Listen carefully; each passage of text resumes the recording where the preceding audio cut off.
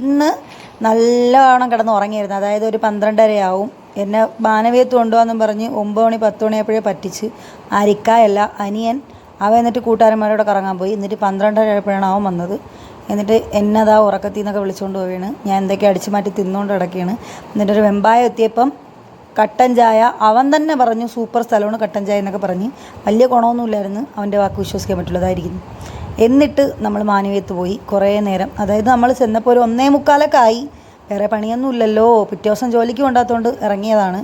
നല്ല വൈബായിരുന്നു. ഞാനും ഇക്കായ അവിടെ കിടന്ന് ഡാൻസ് ഒക്കെ കളിച്ചു, ആരുമില്ലായിരുന്നു. എന്നിട്ട് പിന്നെ അവൻ അട്ടകുളങ്ങര ഷേക്ക് കുടിക്കണമെന്നും പറഞ്ഞ് കൊണ്ടുപോയി. അവൻ്റെ കൂട്ടുകാരന്മാരെ സ്ഥിരം സ്പോട്ടെന്ന് പറഞ്ഞാണ് കൊണ്ടുപോയത്. ഒരു 3 ഫ്ലേവർ ട്രൈ ചെയ്തു. ഒരു 70 രൂപ 80 രൂപ ആ റേഞ്ചായിരുന്നു.